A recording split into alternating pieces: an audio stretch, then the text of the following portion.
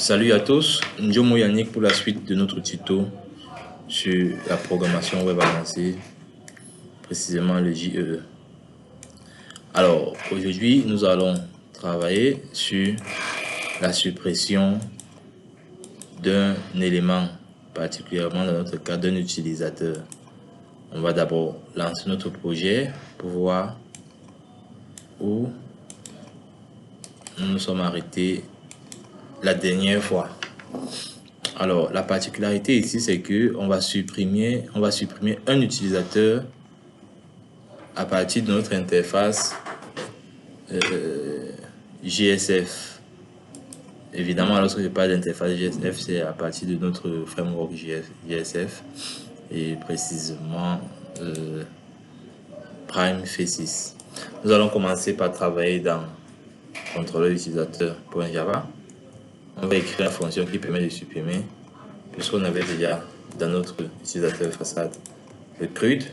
On va simplement mettre ici sup pour dire la fonction qui permet de supprimer l'utilisateur sup user. Ok, et ensuite nous allons mettre à ce niveau, nous allons mettre remove. Voilà. Alors, mais ici, on va plutôt mettre user. On va utiliser plutôt user à la place de utilisateur. User ici, c'est l'utilisateur que nous avons créé ici. Donc, c'est un objet type utilisateur comme utilisateur. Donc, ça ne change absolument rien. Alors, à ce niveau, nous allons mettre erreur de suppression. Voilà. Alors, nous allons rapidement travailler sur la vue. Donc voilà ce que nous avons modifié au niveau du contrôleur, ce que nous avons écrit comme fonction save user. Alors au niveau de la vue, nous allons commencer par mettre à ce niveau deux modules de recherche au niveau de l'identifiant et au niveau du nom.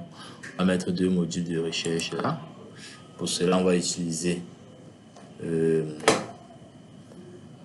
ici au niveau de colombe ici on va mettre sort by. Ça c'est pour faire un tri. Vous avez bien vu les tri. Sort by. Ici là, on va récupérer l'item id item.id user. Ok. Ensuite, nous allons faire un filtre by. On va encore récupérer notre item id utilisateur. Ok.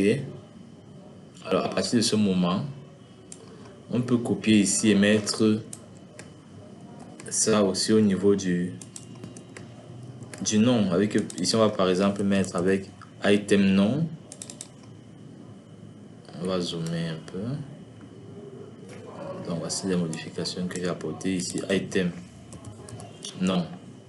Et si on a modifié, ici on a fait un sorting, sort by autant pour moi, et on cherche ici à partir de l'identifiant parce que c'est la colonne de l'identifiant, et ici en fonction du nom parce que c'est la colonne du nom. On peut lancer rapidement pour voir ce que ça nous donne au niveau du client, au niveau du navigateur de notre vue. Alors, on va lancer. On est dans notre serveur.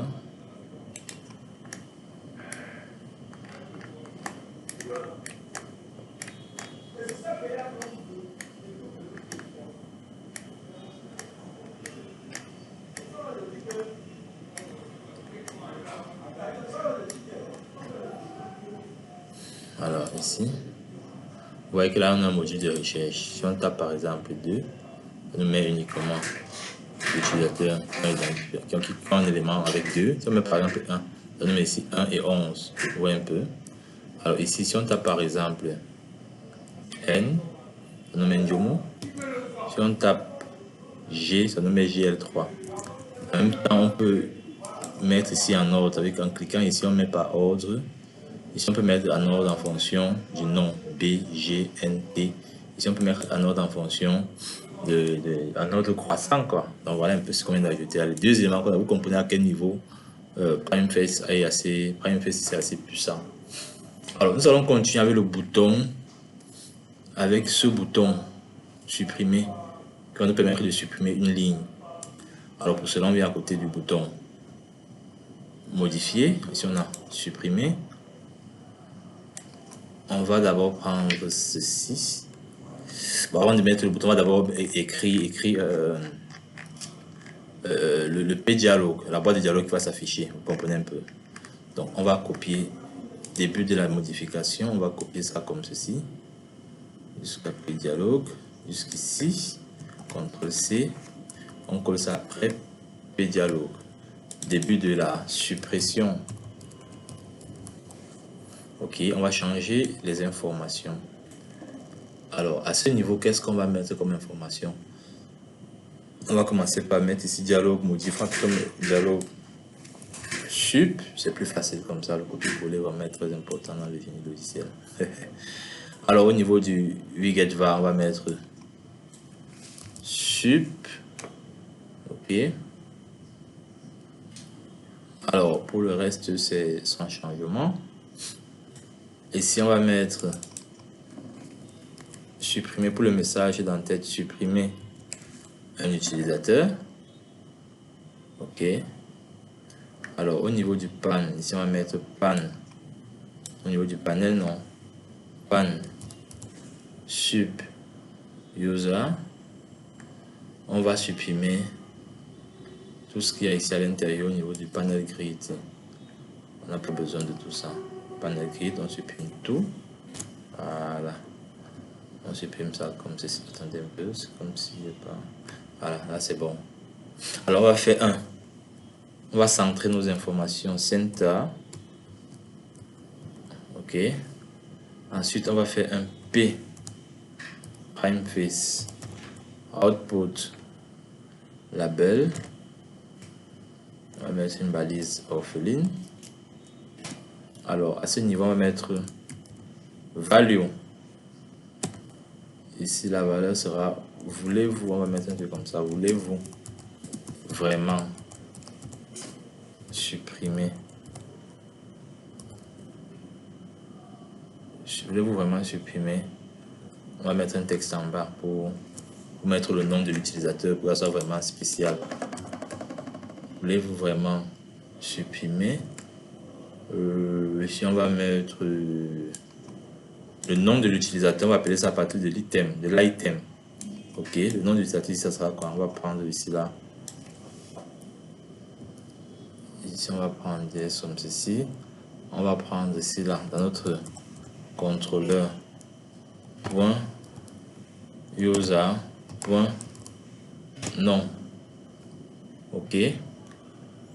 On va essayer de rendre ça un peu plus, de mettre un style un peu différent du titre, quoi. On va faire un font size, par exemple. Font size. On va mettre le font size à 25 pixels. Et ensuite, on va faire un font weight ici, là, pour mettre le bold, c'est-à-dire le gras. Ok. Alors, par la suite, on va faire un P output.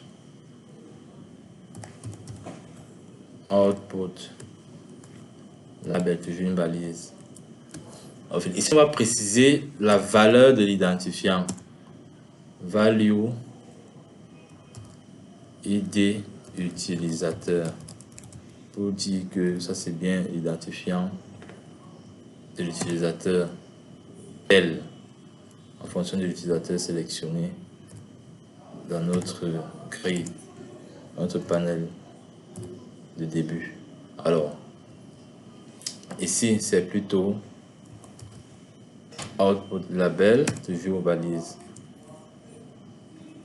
orpheline comme ceci. On va mettre la valeur qui sera value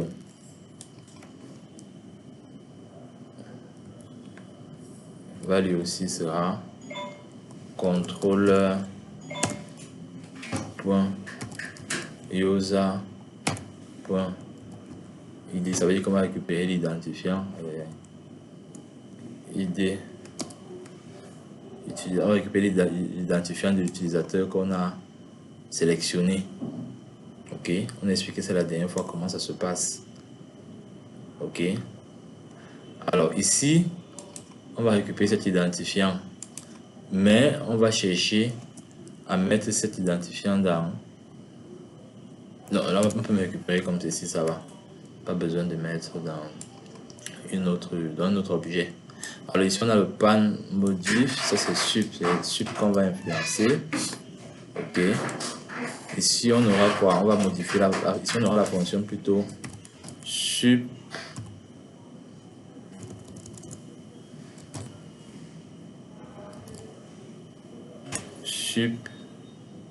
user. Ici il y a une parenthèse de trop, voilà. Et ici on aura plutôt sup utile. Donc voilà un peu sup utile. Ok, alors, à partir de ce moment on peut donc remonter au niveau de notre bouton. À ce niveau, notre bouton ici supprimer, on va fermer ça après. Ok, et à l'intérieur on va mettre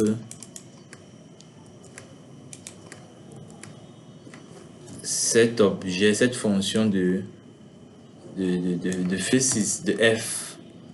Ok, Alt Shift F. Ici là on aura value item. On m'a expliqué la dernière fois, c'est bien l'item ci qui a été créé à ce niveau. On a défini ça ici là. Ok, il comprend l'item de l'élément courant. L'élément courant ici c'est quoi? C'est contrôleur. Oui, ici c'est contrôleur utilisateur point user. Ok, alors on va donc ouvrir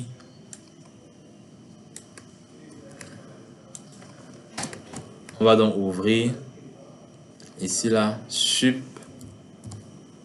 utile pour dire sup utilisateur, et sup utilisateur ici là c'est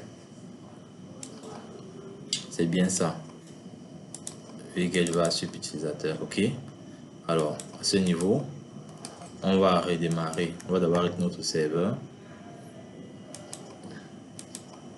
Le serveur est arrêté. On va clean on build notre projet. On va gérer progressivement les erreurs éventuelles. Ensuite, on va lancer notre dossier principal du projet, taxi online.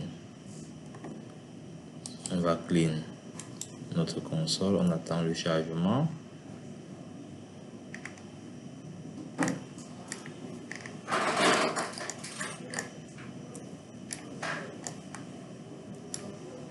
Alors à ce niveau, on va encore clean ici.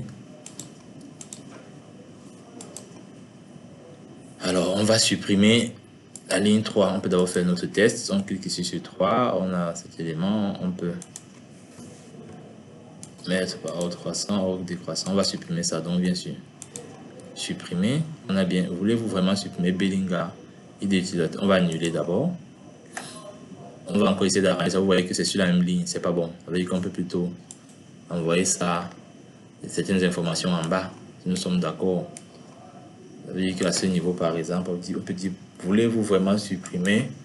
À ce niveau, on s'arrête d'abord, on va faire un P. Vous savez très bien comment on envoie la ligne. On va mettre ici un P, ce qui est une valise orpheline.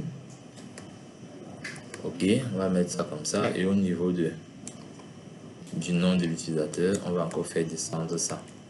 On laisse identifiant ici sur, on laisse ID et la valeur de l'identifiant sur la même ligne. Donc on va encore faire un clean and build de taxi online EJB, puis lancer notre projet, notre dossier principal du projet taxi online. On va d'abord supprimer notre console, très important pour voir les erreurs Alors, on revient là. On va supprimer ici là. Test 2. Identifiant 3. Cliquez sur supprimer. Voulez-vous vraiment supprimer test 2, utilisateur 3? Oui. Alors, il n'y a pas de réaction. On voit ce qui se passe ici très rapidement. Donc, non, ce n'est toujours pas une erreur en tant que telle. Il n'y a vraiment pas de problème. Tout ce qu'on va faire, le serveur ne doit pas lancer tout encore. On va stopper le serveur. On va stopper le serveur. On va faire un clean and build. Puis, relancer notre application.